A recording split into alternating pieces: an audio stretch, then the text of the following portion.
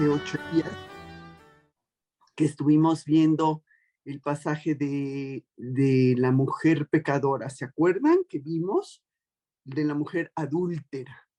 Y vimos cómo, pues comentamos como que ese pasaje como que estaba así como metido en la Biblia, ¿sí? Porque dijimos, ay, qué chistoso que está hablando Jesús en medio del templo, que se para y levanta su voz y dice que, que Él es el agua viva, el agua que sí satisface nuestra sed espiritual.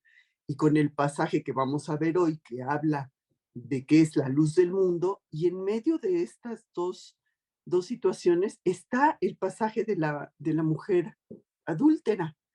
Entonces vimos que hay, como que ahí está metidito, pero hay muchísimos estudios de la Biblia y de todos los documentos antiguos que realmente ya se estudian de una manera muy, muy exacta, y los eruditos de la Biblia, que bueno, tienen años, imagínate, estudiando esos documentos que hay sobre la Biblia, piensan que este pasaje que está en Juan, a principios de los primeros versículos, Juan del 1 al 11, no era parte de los documentos originales, porque la narración pues como que no encuadra lógicamente en el texto, donde, como les decía, Jesús está hablando de que es el agua viva, que sí satisface, y después habla en los siguientes versículos de que es la luz del mundo, y estos están unidos con la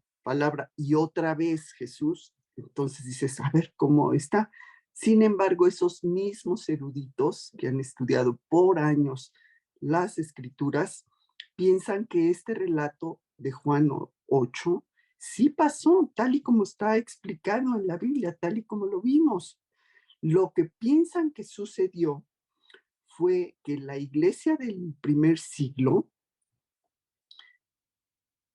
amaba esta historia, les gustaba de esta historia de Jesús y la mujer adúltera, pero no estaba en los evangelios. Entonces la escribían así como al margen durante un siglo, así estuvo, como anotación al margen. Finalmente, un escriba lo introduce en la Biblia. ¿Y, y por qué la iglesia le gustaba ese pasaje? ¿Por qué le encantaba que estuviera, no? Pues porque de ninguna manera se sale de las enseñanzas de Jesús. Concuerda perfectamente con lo que nos dicen los evangelios. Cuando le dice, ni yo te condeno, vete y no peques más, ¿sí? ¿Por qué? Porque sabemos que Cristo nos perdona y nos da esa nueva vida de victoria, como se la dio a esta mujer adúltera, ¿sí? Porque vimos que no nada más fue que Jesús no pusiera atención al pecado de ella y dijera, ay, bueno, ya sí, no importa. No, para nada.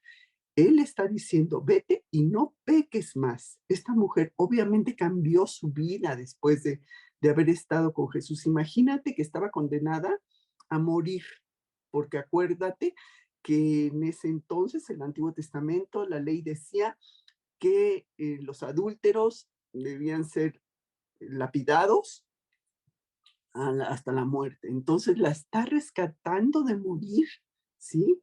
Y le está diciendo que siga, pero que ya no peque más. Entonces, de ninguna manera es que no lo esté tomando en cuenta. Uh-huh. Y vemos también que concuerda perfectamente con lo que Jesús dijo en Juan 5:14, desde que sanó al paralítico.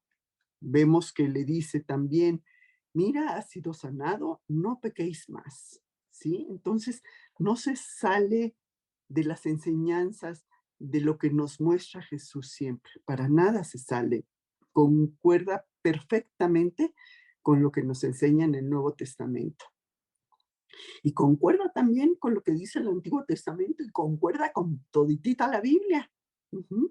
Y es donde vemos en ese pasaje, donde vimos ese amor de Dios, esa misericordia y la manera en que confronta a los fariseos, que eran los que estaban acusando a esta mujer, pero lo hace de una manera que ellos se den cuenta de su pecado, ¿sí? De que su conciencia les hable, porque Jesús no les está diciendo, oye, porque mira, yo sé que tú hiciste tal cosa o pecaste en esta. De ninguna manera se las está diciendo nada más el que esté libre de pecado, sea el primero en arrojar la piedra, ¿no?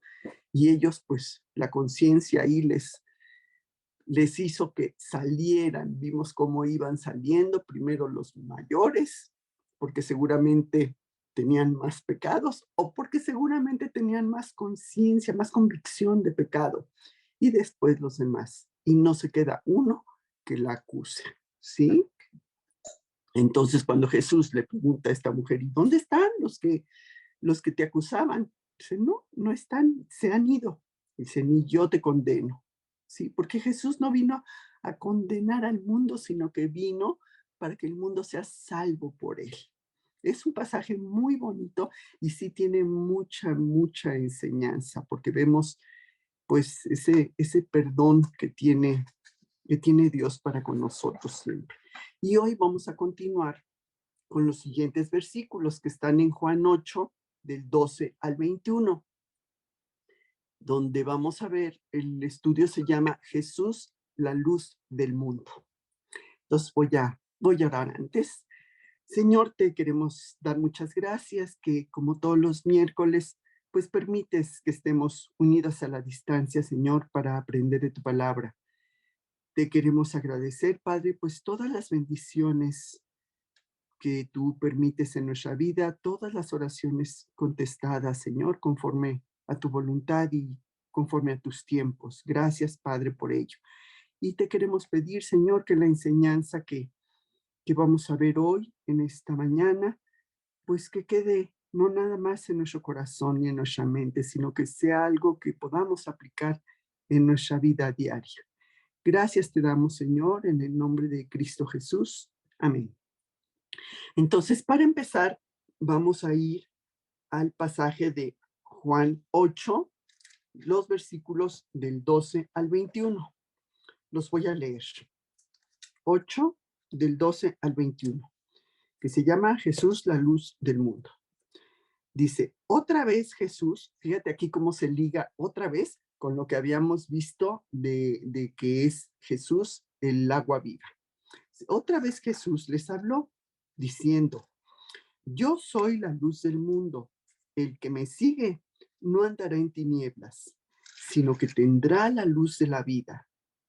Entonces los fariseos le dijeron, tú das testimonio acerca de ti mismo.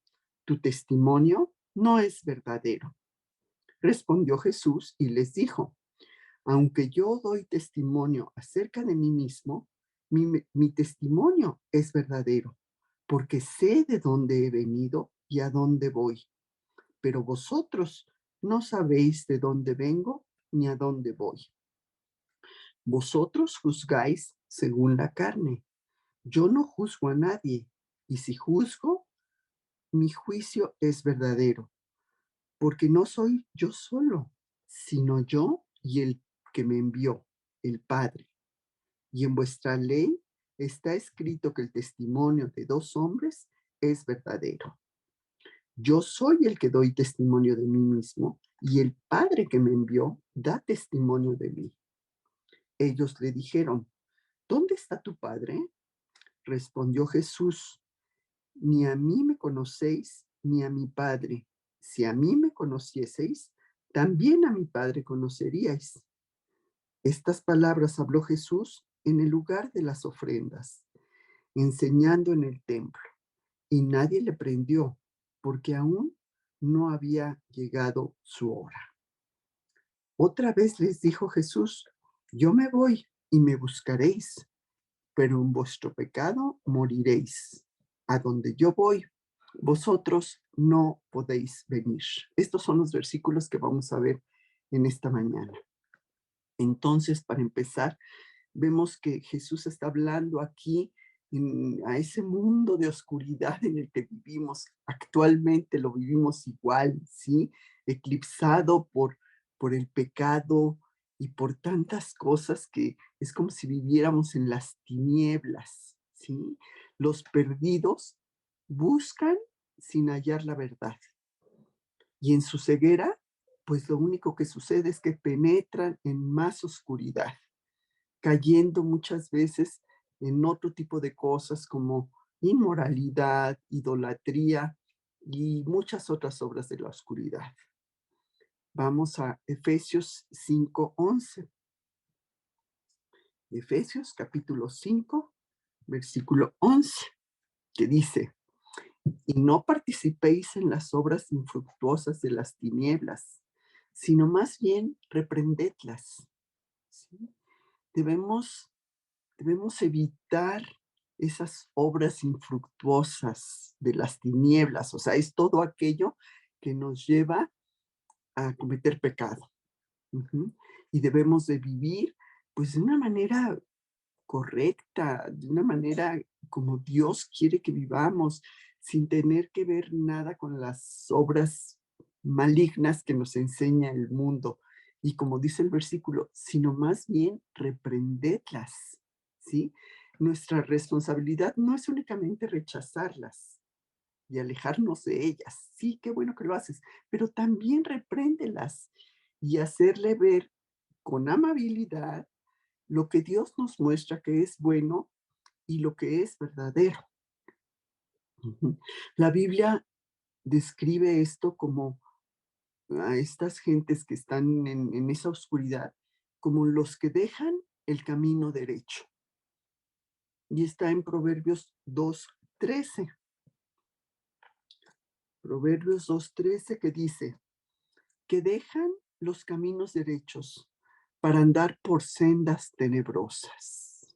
Ujú. ¿Y qué pasa cuando andas en sendas tenebrosas? Pues no sabes ni con qué tropiezas.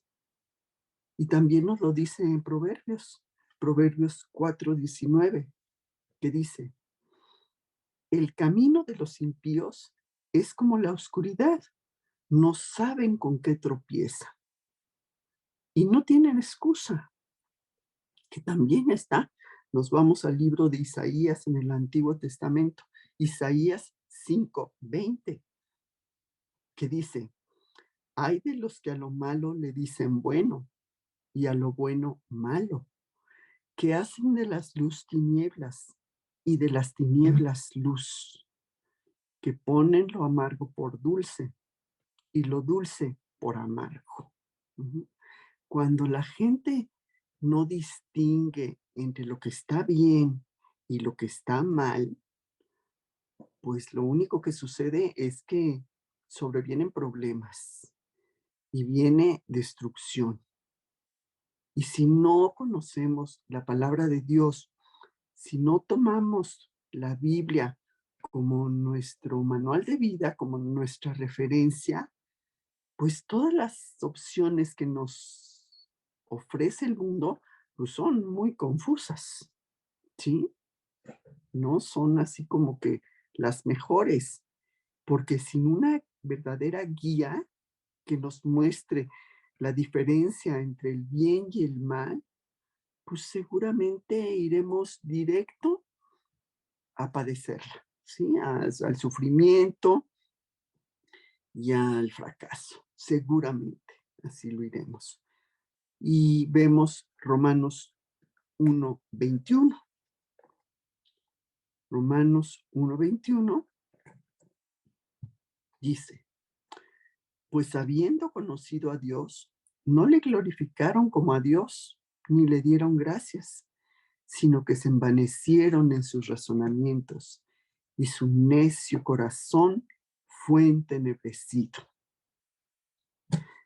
Cuando la gente rechaza lo que sabe acerca de Dios, en lugar de poner los ojos en Él, en el Creador, pues ¿qué pasa? Pues que se inventan dioses falsos, otros dioses que se acomoden a su forma de vida, a su egoísmo y a sus ideas de lo que debe de ser. Nos hacemos falsos dioses y nos vamos con las filosofías engañosas de este mundo. Efesios 4, ya lo vimos, 4:18. Vamos a ver Eclesiastés 2:14. Otra vez nos vamos al Antiguo Testamento, al libro de Eclesiastés. Perdón, otra vez. Eclesiastés 2:14. Eclesiastés 2:14. Dice, el sabio tiene sus ojos en su cabeza, mas el necio anda en tinieblas. Pero también entendí yo que un mismo suceso acontecerá al uno como al otro. Y aquí cuando está hablando del necio, no es que hable del necio como el que está como mentalmente limitado, ¿sí? O que no pueda entender las cosas, sino más bien habla del necio como el que está moralmente quebrado. Ujú. No es que no pueda aprender con sabiduría, no, sino que lo rehúsa, lo rechaza conocer a Dios y obedecer a las cosas que Dios dice. Aquí ese es el necio, ¿sí? Sin saber realmente a dónde van. Juan 12:35. Juan 12:35 dice, entonces Jesús les dijo, aún por un poco está la luz entre vosotros. Andad entre tanto que tenéis luz, para que no os sorprendan las tinieblas, porque el que anda en tinieblas no sabe a dónde va. Ujú. Aquí Jesús les está diciendo que estaría con ellos en persona por un poco de tiempo más y que debían aprovechar su presencia. Él les mostraría por dónde debían andar, como nos lo muestra a nosotros a través de su palabra, ¿sí? Nos va guiando, nos va diciendo lo que está bien, lo que está mal. Y Jesús vino a este mundo oscuro y él vino como una luz. Vemos Juan 1:5, que dice, la luz en las tinieblas resplandece y las tinieblas no prevalecieron contra ella. Jesús ofrece esa luz, su luz, a toda la humanidad. Y en esa luz nos vemos como realmente somos. Los vemos que no somos tan bonitos como creíamos. A la hora que tú te ves en un espejo y te ves en ti a media luz, pues no te ves tan mal. Pero a la hora que enciendes la luz y ves, pues que ahí tienes tus cositas que no están tan bonitas, ¿verdad? Así nos hace ver esa luz de Jesús, nuestra vida. Nos hace ver que pues tenemos ahí nuestros pecadotes, ¿sí? Y nos hace ver pues esa necesidad que tenemos de un Salvador. Y si seguimos a Jesús, que es la luz verdadera, pues evitaremos andar en las tinieblas, dándonos tropezones. Él ilumina el camino que tenemos adelante para que, para que sepamos cómo vivir de acuerdo a lo que Dios quiere. Y Juan, ahí mismo en el capítulo 1, pero ahora el versículo 9, que dice, aquella luz verdadera que alumbra a todo hombre venía a este mundo. ¿Mm? Venía a la humanidad en general, a todo hombre. Y esa luz que Dios, es esa luz que Dios pone en nuestro corazón cuando quieres recibirle, cuando quieres tenerlo en ti. Nos ilumina. Y vemos que en Lucas 2:3, Simeón lo llamó luz para revelación. El libro de Lucas, capítulo 2, versículo 32, dice, luz para revelación de los gentiles y gloria para el pueblo de Israel, ¿sí? A Israel le vino esta gran luz. Cuando, acuérdense que Simeón estaba en el templo y cuando María y José llevaron a Jesús al templo, se encontraron con este anciano Simeón que les dijo, ¿quién sería este niño? Y Simeón se queda tranquilo porque él siempre había pedido a Dios que le permitiera conocer al Mesías. Y ya después de que conoce a ese niño que llevan sus padres a presentar al templo, él dice que puede morir tranquilo. Y ese versículo que dice, luz para revelación a los gentiles y gloria de tu pueblo Israel, Israel vio esa gran luz. La cosa es que, pues, no siempre siguieron esa luz. Mateo 4, 14 al 16 dice, para que se cumpliese lo dicho por el profeta Isaías cuando dijo, tierra de Zabulón y tierra de Neftalí, camino del mar al otro lado del Jordán, Galilea de los gentiles, el pueblo asentado en tinieblas vio gran luz, y a los asentados en región de sombra de muerte, luz les resplandeció. Esta profecía que estaba, la profecía que estaba en Isaías referente al Mesías. Y pensaríamos que pues la gente correría a esa luz, iría a esa luz, pero paradójicamente no fue así. ¿Por qué? Porque la gente ama la oscuridad, así como es entonces igual, ¿sí? Tú les quieres mostrar esa luz de Jesús y a lo mejor ellos prefieren quedarse en sus tinieblas. Juan 3:19. Juan 3:19 dice, y esta es la condenación, que la luz vino al mundo y los hombres amaron más las tinieblas que la luz, porque sus obras eran malas. En la actualidad pasa exactamente lo mismo, ¿sí? Y que le pasó en ese entonces al pueblo de Israel. No quieren que sus vidas queden expuestas a la luz de Dios, porque temen que esta luz pueda revelar pues, rincones oscuros que haya en su vida y en su corazón. No quieren cambiar. Temen que la luz ponga al descubierto lo que hay en sus vidas. Mas el que viene a Jesús recibe luz y perdón. Hechos 26:18.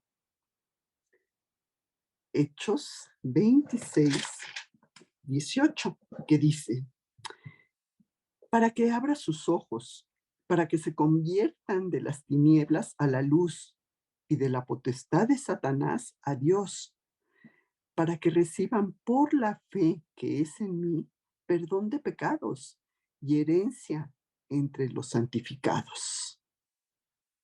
Cuando venimos a la luz de Cristo, recibimos ese perdón de pecados. ¿Sí? Somos realmente rescatados de las tinieblas en las que vivíamos. Colosenses 1:13 dice, el cual nos ha librado de la potestad de las tinieblas y trasladado al reino de su Hijo amado.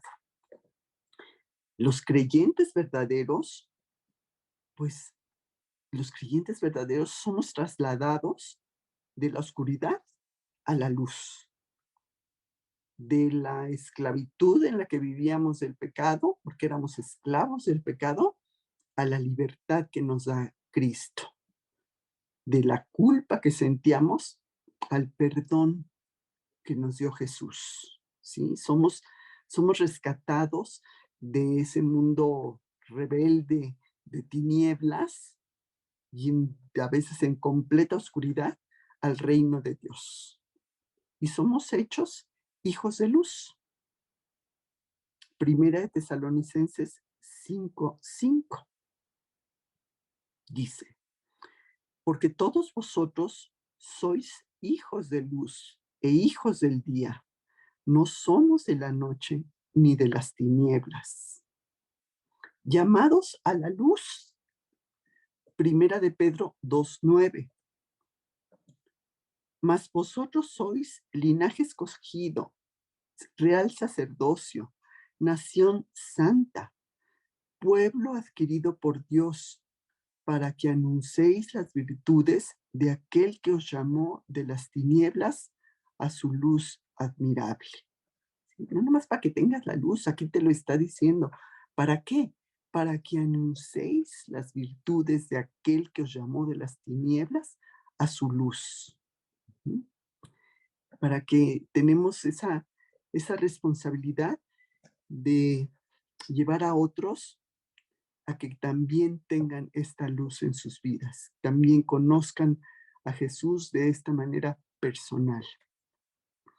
Y Efesios 5:8 dice, Efesios capítulo 5, versículo 8, porque en otro tiempo erais tinieblas, mas ahora sois luz del Señor. Andad como hijos de luz. Andemos como hijos de luz, ¿sí? Nuestra vida debe reflejar nuestra fe. Deberíamos llevar vidas morales que reflejen la vida de Cristo en nosotros. Y digo deberíamos porque lamentablemente muchas veces no es así. Dice, en este pasaje, Jesús se presenta como la luz del mundo, como lo hizo antes con el agua. Y sus palabras, al igual que antes, trajeron oposición de los religiosos de su tiempo. Como siempre, lo que diga Jesús, se van a oponer, ¿sí? Aquí vamos a ver tres cosas importantes. El lugar donde estaba Jesús, la afirmación que hace Jesús, la acusación que le hacen los fariseos, la respuesta de Jesús y el anuncio que hace. Entonces, para empezar, vamos a ver el lugar. Vamos a Juan nuevamente, a nuestro pasaje que estamos viendo hoy, Juan 8:20. Juan 8:20 dice, estas palabras habló Jesús en el lugar de las ofrendas, enseñando en el templo, y nadie le prendió porque aún no había llegado su hora. ¿Sí? ¿En qué lugar estaba Jesús? En el lugar donde estaban las ofrendas. ¿Sí? El tesoro del templo se ubicaba en el atrio del templo y ahí se colocaban unas arcas para que la gente fuera a depositar sus ofrendas. ¿Sí? Y es el mismo lugar donde vería Jesús después a una viuda echar 2 cuadrantes. ¿Sí? ¿Se recuerdan ese pasaje? Dice, está en Lucas 21, del 1 al 4. Dice, levantando los ojos, vio a los ricos que echaban sus ofrendas en el arca de las ofrendas. Vio también a una viuda muy pobre que echaba ahí 2 blancas. Y dijo, en verdad os digo que esta viuda echó más que todos, porque todos aquellos echaron para las ofrendas de Dios de lo que les sobra. Mas esta, de su pobreza, echó todo el sustento que tenía. Esta mujer no solo era pobre, aparte era viuda, con lo que siendo viuda pues tenía muy poquitos recursos para obtener ingresos económicos.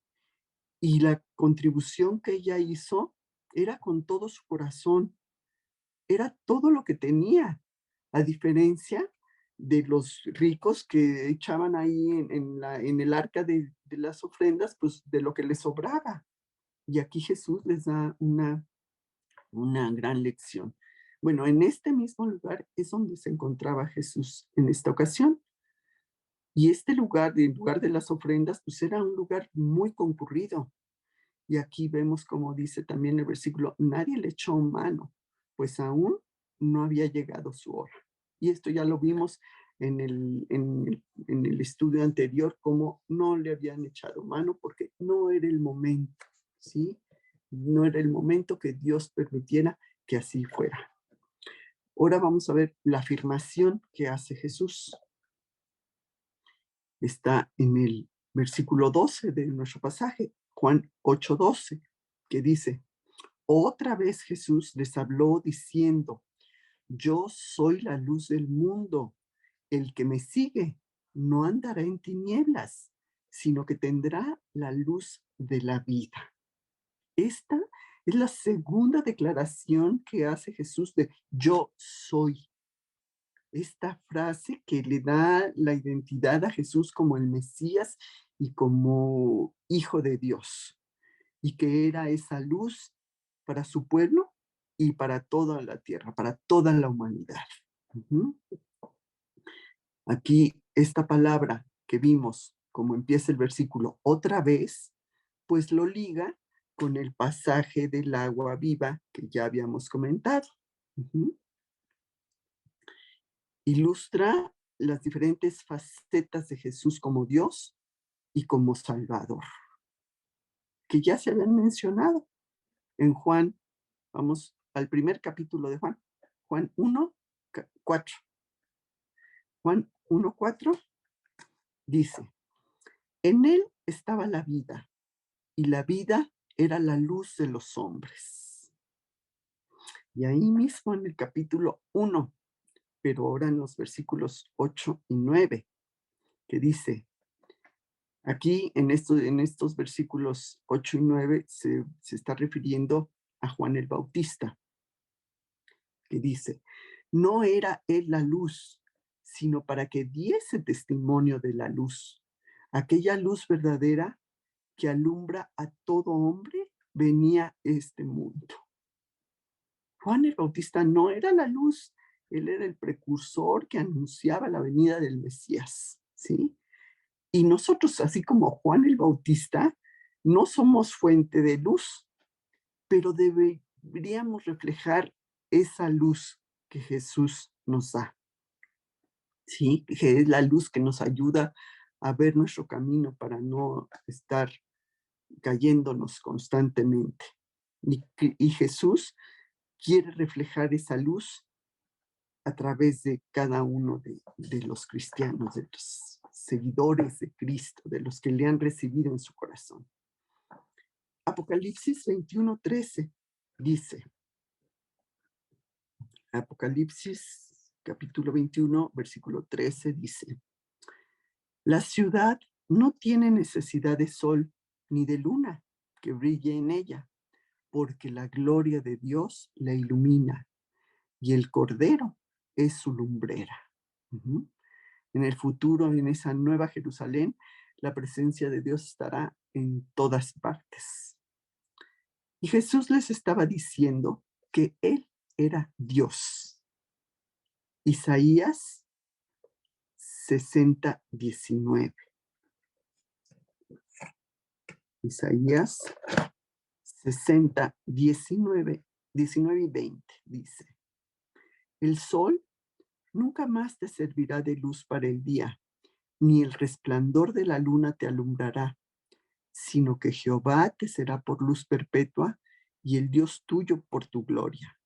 No se pondrá jamás tu sol, ni menguará tu luna, porque Jehová te será por luz perpetua y los días de tu luto serán acabados. ¿Sí? Isaías tenía esta visión que vendría en la Nueva Jerusalén. Y primera de Juan 1:5 dice, este es el mensaje que hemos oído de él y os anunciamos. Dios es luz y no hay ningunas tinieblas en él. Pues la luz es lo que representa lo bueno, lo puro, lo verdadero, lo confiable. Cuando tú tienes luz, pues vas confiadamente, sabiendo dónde estás pisando. Las tinieblas, por el contrario, pues nos representan lo feo, lo oscuro, el pecado, lo perverso, ¿no? Y decir que Dios es luz significa que es santo, que es veraz y que solo Él es el que puede sacarnos de las tinieblas. Así como no puede haber tinieblas cuando hay luz, pues de la misma manera el pecado no puede existir en, en presencia de Dios, de un Dios santo, limpio, puro. ¿Sí? Y si queremos tener una relación con Dios, para empezar, pues debemos poner a un lado nuestra vida pecaminosa, ¿sí? Porque es hipocresía afirmar que somos de Él y al mismo tiempo andar de la manera que se nos antoja, ¿sí? Dejando todas las enseñanzas que Él nos muestra en su palabra, dejándolas de lado y haciendo lo que a nosotros se nos da la gana, ¿sí? Y Jesús les estaba diciendo que era Dios y que era el Mesías a Israel. Y esto está en Isaías 42:6. Isaías 42, versículo 6 dice: Yo Jehová te he llamado en justicia y te sostendré por la mano, te guardaré y te pondré por pacto al pueblo, por luz a las naciones.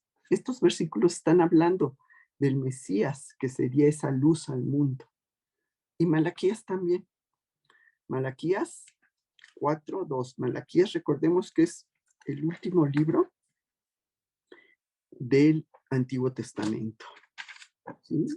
De los profetas menores. Pequeño librito. Dice: Mas a vosotros, los que teméis mi nombre, nacerá el sol de justicia, y en sus alas traerá salvación. Y saldréis y saltaréis como becerros de manada. ¿Sí? Esa luz que, como el sol que te calienta, así me encanta como dice: y saldréis y saltaréis como becerros de manada. ¿Sí? Es contentos de tener esa luz, esa calidez del sol, que es la luz que nos da Dios. Él es la luz de salvación a un mundo que vive en el pecado. Él es la luz de verdad en un mundo oscuro por la falsedad. Él es la luz de sabiduría en un mundo oscuro por la ignorancia. Es la luz de santidad a un mundo oscuro de pecado. Es la luz de alegría a un mundo oscuro de dolor. Y es la luz de vida a un mundo oscuro de muerte. Uh-huh. Y esta analogía que hacía Jesús cuadraba muy bien en la fiesta con el pasaje anterior que vimos del agua viva. Uh-huh. Y en esta fiesta que había, en la noche, se encendían unas antorchas que iban y venían. Esas antorchas las llevaban, las traían como un recordatorio de la columna de fuego que Dios usó en el desierto y que los iba guiando, ¿sí? Recuerden que era esa columna, de día era una columna de nube que los iba guiando, de noche una columna de fuego que iba guiando su camino. Y esto está en Éxodo 13. Éxodo, el segundo libro de la Biblia, capítulo 13, versículo 21 y 22, dice: Y Jehová iba delante de ellos de día en una columna de nube para guiarlos por el camino, y de noche en una columna de fuego para alumbrarles, a fin de que anduvieran de día y de noche. Nunca se apartó de delante del pueblo la columna de nube de día, ni de noche la columna de fuego. ¿Sí? Dios dio a los hebreos esa columna de nube de día y esa columna de fuego en la noche para que supieran que estaba con ellos en ese peregrinaje del desierto hacia la tierra prometida. Uh-huh. Y de esa manera Él alumbró el camino del pueblo de Israel. Y en esa fiesta que se hacía, que estaban las antorchas, pues la gente bailaba toda la noche en gran fiesta y aprovechando esto, Jesús es cuando les dice que Él es la luz del mundo, que Él es una antorcha que nunca se extingue, no como cuando tú prendes una vela y bueno, finalmente se acaba y queda el pabilito y se apaga. No, Jesús es esa antorcha que nunca se extingue, es esa luz que nunca se apaga. Y así como los judíos habían sido llamados a seguir esa columna de fuego para que los guiara, pues así actualmente estamos llamados a seguir esa luz de Jesús, llamados a seguir a Jesús. Vamos al capítulo de Juan, el capítulo 10, por favor. Capítulo 10 de Juan, versículo 4, que está hablando del pastor y las ovejas. Y vemos que dice, y cuando ha sacado fuera las propias, va delante de ellas, y las ovejas le siguen porque conocen su voz. ¿Sí? En el cercano oriente, los pastores van delante de sus ovejas y las dirigen llamándolas con su voz, y así van avanzando. Y vemos también, relativo a las ovejas, el capítulo 10, ahora el versículo 27, que dice, mis ovejas oyen mi voz y yo las conozco y me siguen. Qué bonito, ¿no? Las ovejas escuchan la voz, conocen la voz de su pastor y lo siguen confiadamente, sabiendo que los va a llevar seguras, confiadas en él. Y vemos también, vamos ahora al libro de Mateo, Mateo 4, versículo 19. Mateo 4, 19. Que vamos a ver cuando Jesús llama a Pedro y a Andrés. Dice, les dijo, venid a mí y yo os haré pescadores de hombres.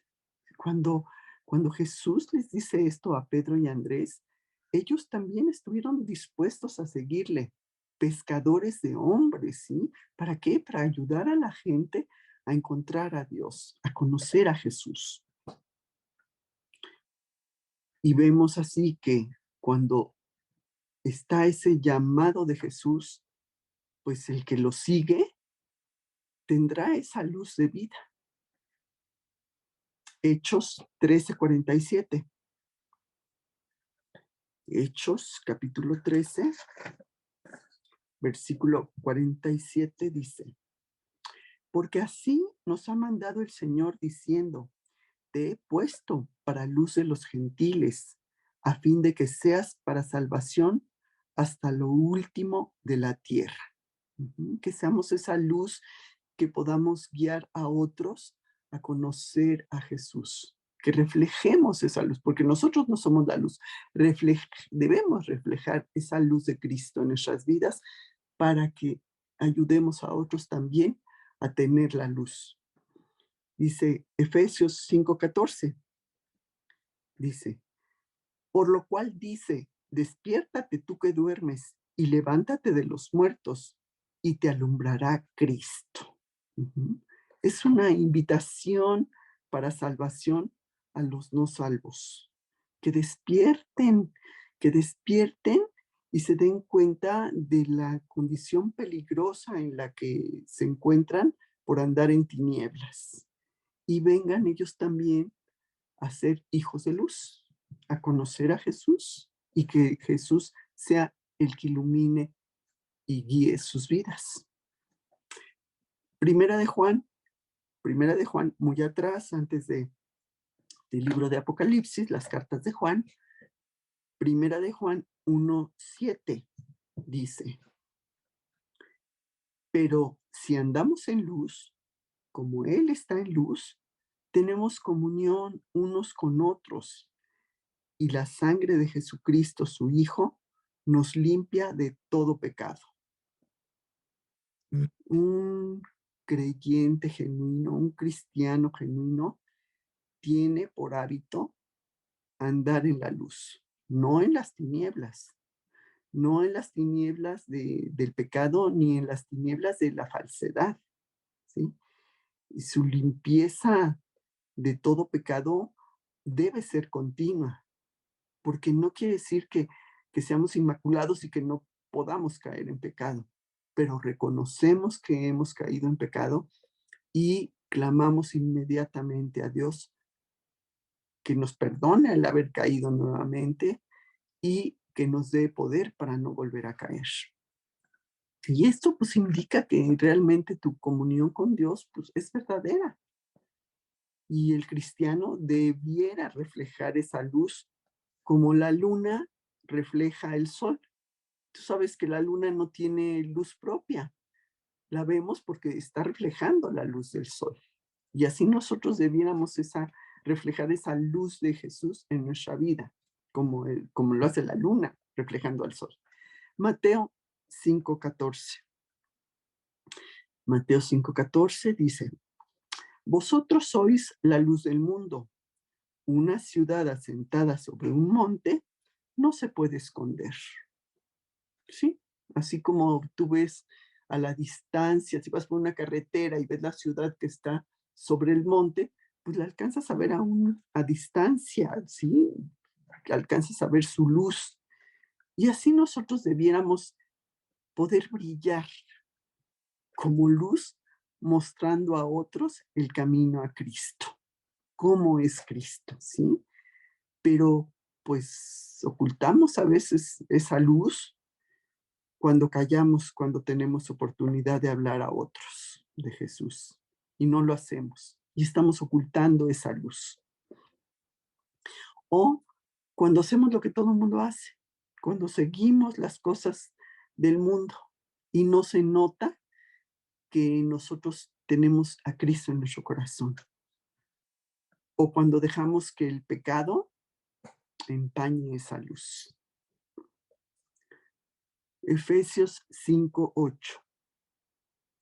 Efesios capítulo 5, versículo 8, dice, porque en otro tiempo erais tinieblas, mas ahora sois luz en el Señor. Andad como hijos de luz. Como hijos de luz, nuestras acciones, nuestra vida, nuestra conducta debiera reflejar nuestra fe. Debiéramos llevar vidas que reflejen ese amor de Dios, esa bondad de Dios.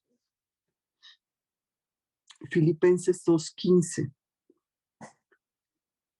El siguiente libro, Efesios, Filipenses dice, para que seáis irreprensibles y sencillos, hijos de Dios, sin mancha, en medio de una generación maligna y perversa, en medio de la cual resplandecéis como luminares en el mundo. Ojalá nuestra vida de veras reflejara esa luz de Jesús y debiera caracterizarse pues por, por mostrar ese amor de Jesús, por mostrar esa paciencia, esa pacificación, todos esos frutos del Espíritu que Jesús ya puso en nuestro corazón, que lo pudiéramos reflejar siempre. Seguir a Jesús habla de ser su verdadero discípulo. Mateo 16:24. Mateo 16:24 dice, entonces Jesús dijo a sus discípulos, si alguno quiere venir en pos de mí, niéguese a sí mismo y tome su cruz y sígame. Seguir a Jesús implica eso, una entrega verdadera, un compromiso total, una fe de, de renuncia, de autorrenuncia a nuestros deseos egoístas. Implica esa completa sumisión a Jesús como Señor. no nada más como nuestro Salvador, sino nuestro Señor que tiene control sobre nuestras vidas. Lucas 18:22. Aquí vamos a ver en Lucas 18:22 el pasaje del joven rico que le pregunta a Jesús qué puede hacer para heredar la vida eterna. Lucas 18:22 dice: Jesús, oyendo esto, le dijo: aún te falta una cosa. Vende todo lo que tienes y dalo a los pobres, y tendrás tesoros en el cielo. Y ven, sígueme. Estaba fuerte. Para este joven, su riqueza era lo que le daba prestigio, era lo que le daba seguridad y le daba poder. Y cuando Jesús le dijo que vendiera todo lo que poseía, pues él sentía que estaba tocando su identidad y estaba tocando su seguridad. No entendía que estaría mucho más seguro si seguía a Jesús, más que la estabilidad o la seguridad que le pudieran dar sus riquezas. Porque es lo que Jesús pide, que no nos atrape algo que consideremos más importante que Dios, ¿sí? Que no pongamos nuestra fe, nuestra confianza en ninguna otra cosa que no sea en Él. Porque con Jesús es todo o nada. Jeremías 13:16. Jeremías 13:16 dice: Dad gloria a Jehová, Dios vuestro, antes que haga venir tinieblas y antes que vuestros pies tropiecen en montes de oscuridad, y esperéis luz y os la vuelva en sombra de muerte y tinieblas. Dad gloria a Jehová, o sea, mostrar por medio del arrepentimiento y por medio de la obediencia a Dios que realmente respetamos quién es Dios, respetamos su majestad, ¿sí? Bueno, ahora vamos a ver el punto 3, que es la acusación que le hacen los fariseos a Jesús. Juan 8:13 dice: Entonces los fariseos le dijeron: Tú das testimonio acerca de ti mismo. Tu testimonio no es verdadero. De acuerdo a la ley del Antiguo Testamento, exigía que fueran varios testigos, 2 o 3 o más, para establecer cualquier asunto que hubiera. Y los fariseos estaban declarando que lo que hacía Jesús pues no tenía validez porque no había otros testigos. Y para variar, reaccionaron negativamente a las afirmaciones de Jesús y contestaron en lo que parece como una burla a lo que Jesús ya les había dicho anteriormente. Uh-huh. Ya les había dicho en Juan 5:31. Juan 5:31 les dice: si yo doy testimonio acerca de mí mismo, mi testimonio no es verdadero. Por eso de que había que haber 2 o más testigos. Y estaba desde las leyes del Antiguo Testamento. En Números 35:30 lo vemos. Números 35, versículo 30 dice: cualquiera que diera muerte a alguno, por dicho de testigos morirá el homicida, mas un solo testigo no hará fe contra una persona para que muera. O sea, nadie podía ser culpado en base al testimonio de una sola persona. Se precisaba de 2 o más. Pero con Jesús ya había muchos testigos.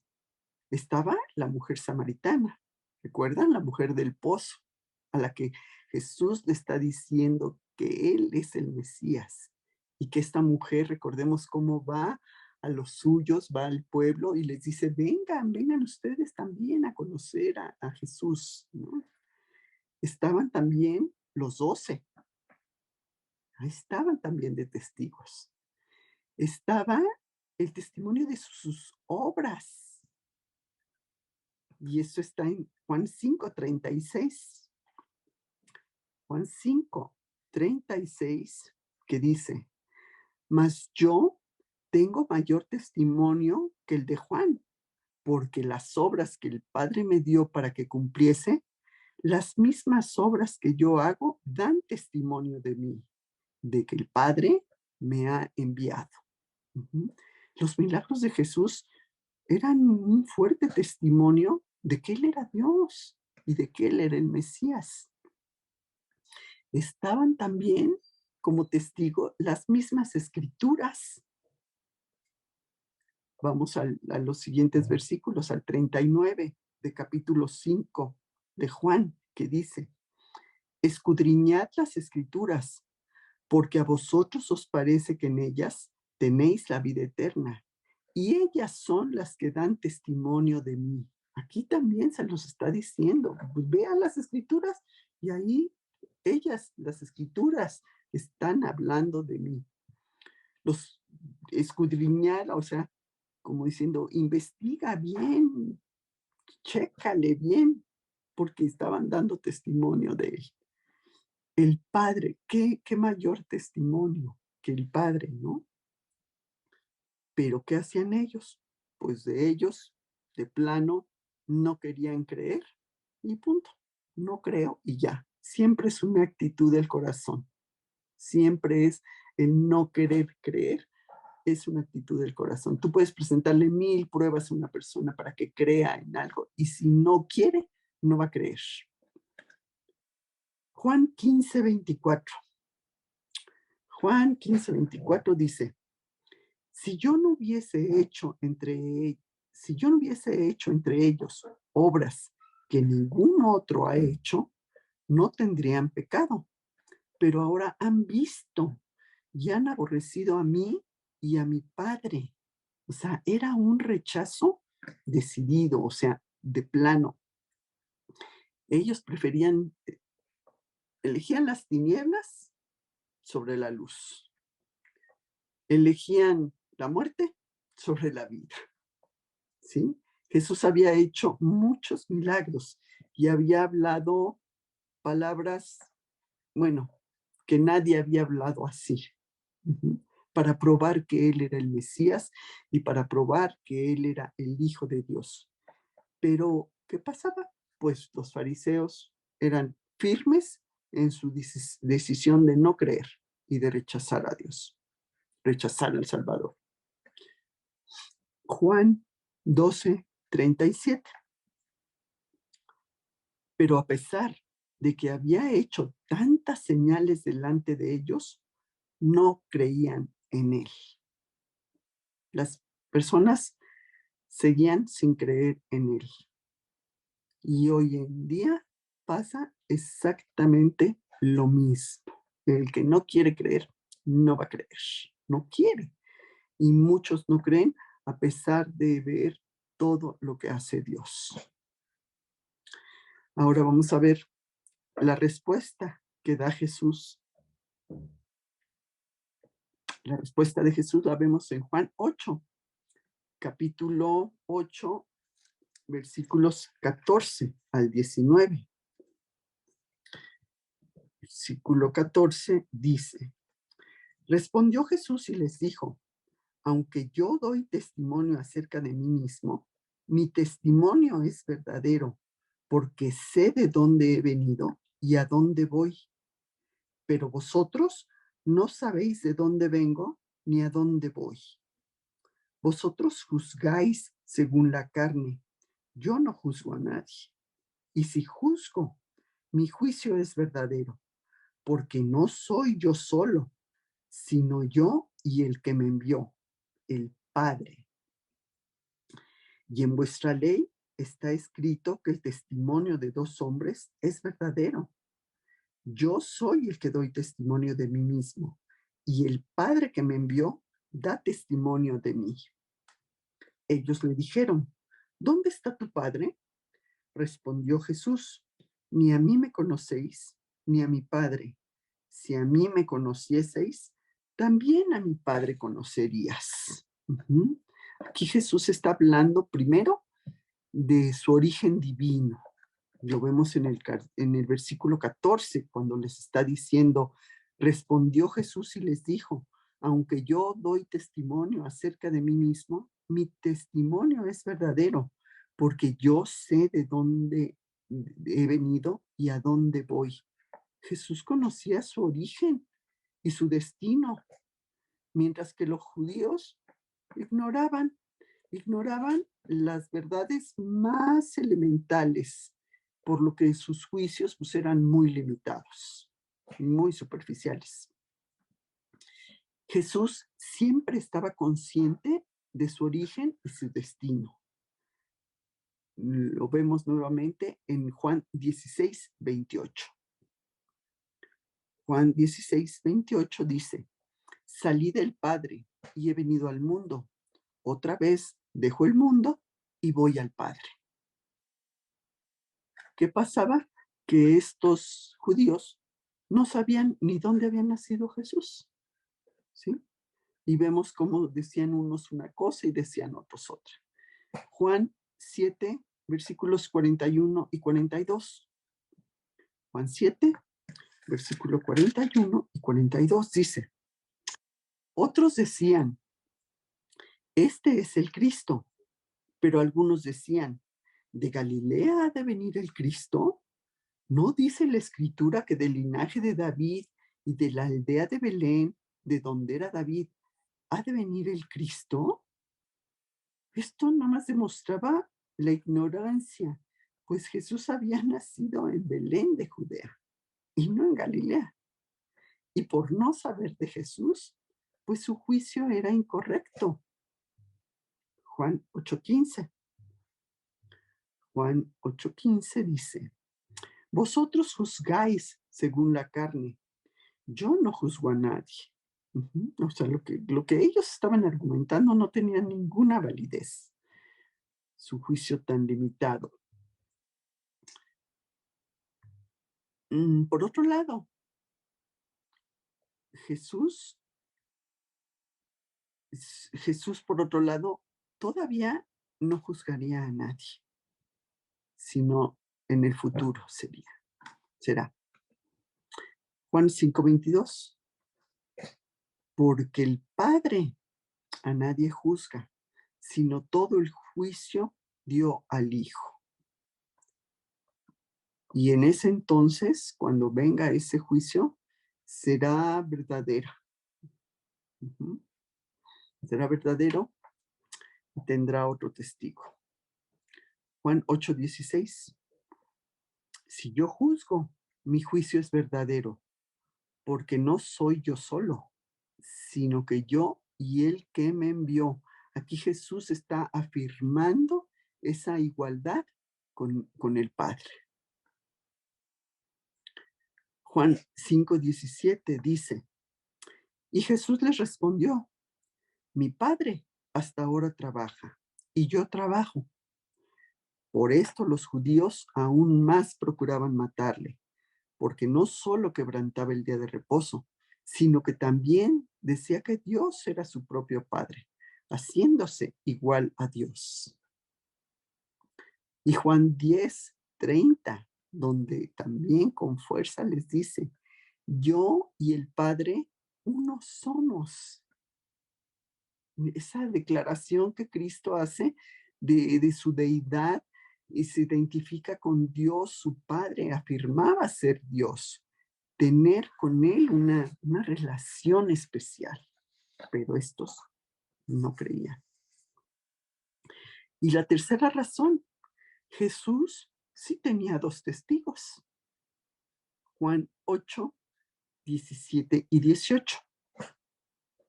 Juan 8, 17 y 18 dice, y en vuestra ley está escrito que el testimonio de dos hombres es verdadero. Yo soy el que da testimonio de mí mismo, y el Padre que me envió da testimonio de mí. Ahí están los dos testigos, pero ellos pues no sabían nada del Padre, pues lo creían terrenal, pensaban totalmente en términos humanos. Juan 8:19. Ellos le dijeron, ¿dónde está tu Padre? Respondió Jesús, ni a mí me conocéis, ni a mi Padre. Si a mí me conocieseis, también a mi Padre conoceríais. ¿Sí? ¿Por qué? Porque el que rechaza al Hijo, pues está rechazando al Padre. Mateo 11:27.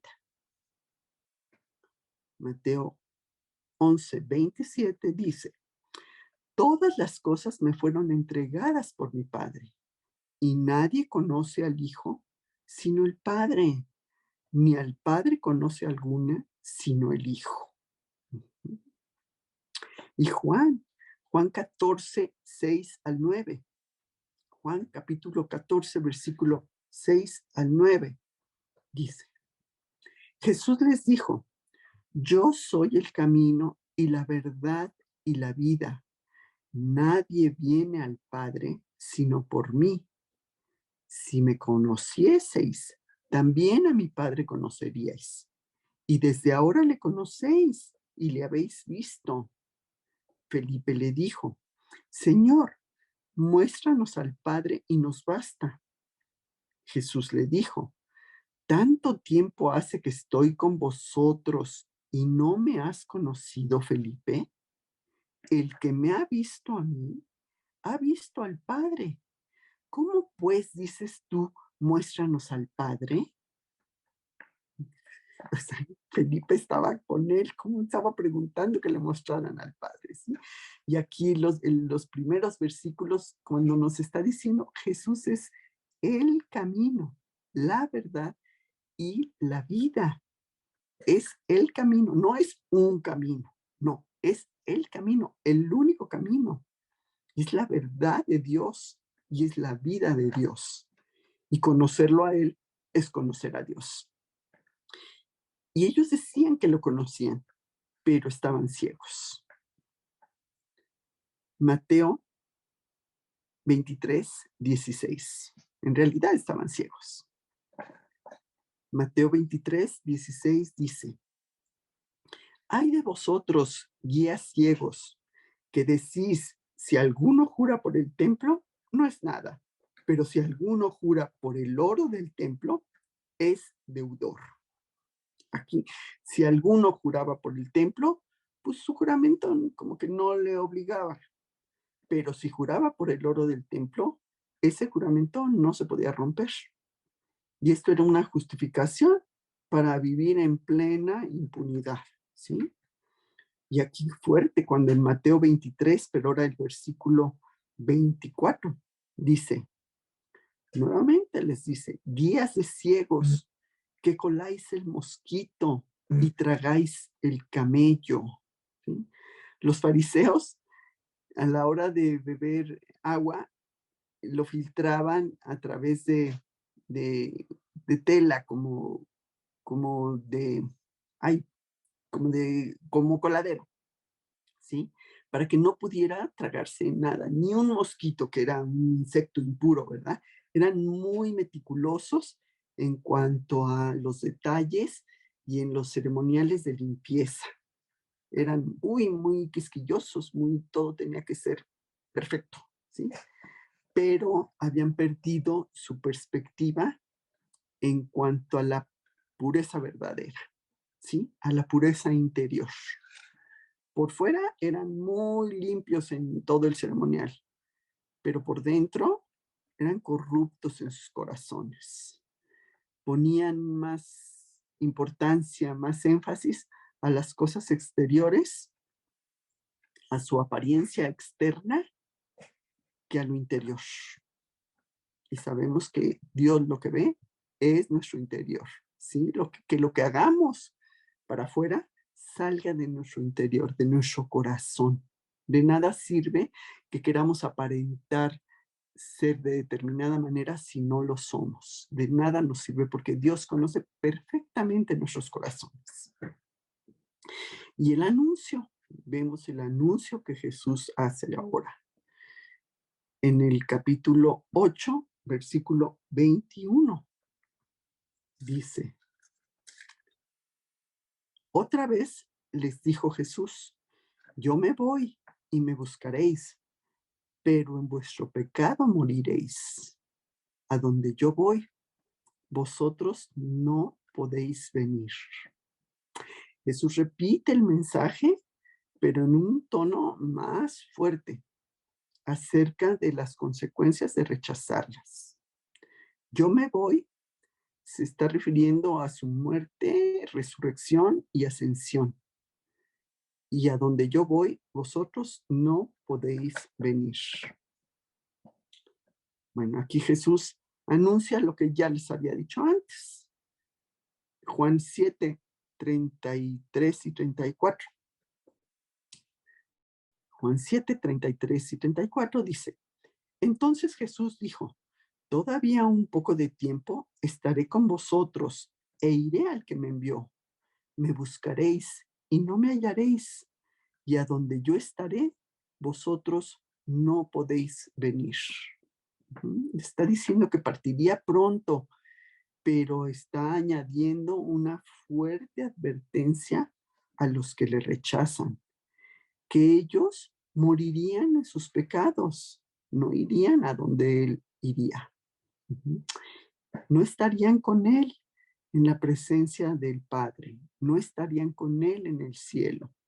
Y esta advertencia la repitió con más fuerza en el 24. Por eso os dije que moriréis en vuestros pecados, porque si no creéis que yo soy, en vuestros pecados moriréis. La gente moriría en sus pecados si rechazaba a Cristo. ¿Por qué? Porque están rechazando el único camino que los rescata del pecado. Estaban ciegos ante ese gran regalo de salvación, un regalo incalculable que ofrece Cristo. Y pues los que rechazan a Cristo sufrirán las consecuencias de su pecado, esa separación eterna de Dios.